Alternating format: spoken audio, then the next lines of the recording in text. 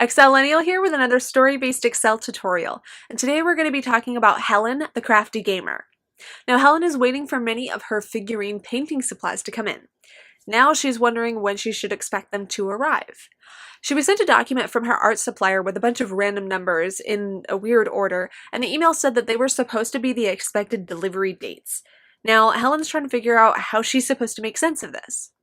Now this is the document that was sent to her, and you can see that it has the order number associated with the order that Helen put in, the delivery month column, a delivery day column, and a delivery year column.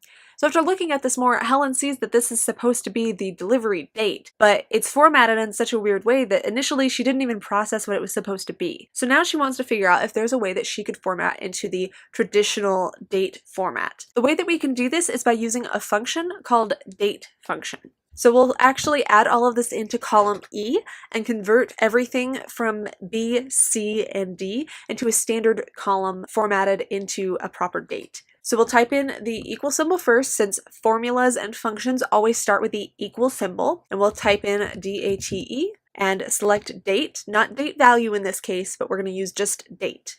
Now there are three requirements for this. The function needs the year, the month, and the day. So we also need to be sure we keep them in order, because that's not how it's laid out with this B, C, and D column. So for the year, we will select the D2 for the year, add in our comma. Now the month is actually B2, add our comma, and now the day is going to be C2. So you can see here broken down here as well as up in our formula bar. This is the breakdown of the year, month, day. And now when I press enter, it's going to update it to the typical format that you would normally see a date in. At least here in the States, where we set the month up first and then the day second. Some other areas actually have it the inverse. So now we will click this twice, and now if you select cell E2, you can see up here in the formula bar, or if you double click E2, you can see that this has updated to D3, B3, and C3. So as we go down the line in these cells in column E, you can see that it's actually updating the formula, since we double click that little button in the corner, to the next row. So all of these dates have updated according to the row that they're in, based on the formula that we put in already. So now we have the actual delivery dates, as opposed to this very unique structure of a delivery date notice system. Now if we want to delete these three columns, because that's not exactly what Helen wants to see, we're going to want to first copy this data and paste special, and then select values and OK.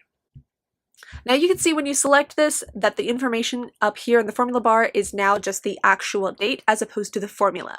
If we didn't do this and deleted this data, just undo here real quick, so this is a formula again. If we delete this information, it actually removes that data from our formula. So we want to be sure that we actually copy and paste special before we actually delete the other pieces of data. So now that's fixed. I'll delete here. And now Helen has everything that she needs to have. Okay, so Helen's really excited to see that this was a very easy solution once she figured out the structure of the email that was sent to her and how to just convert that right back to a more typical layout for the date, or the expected delivery date in this case.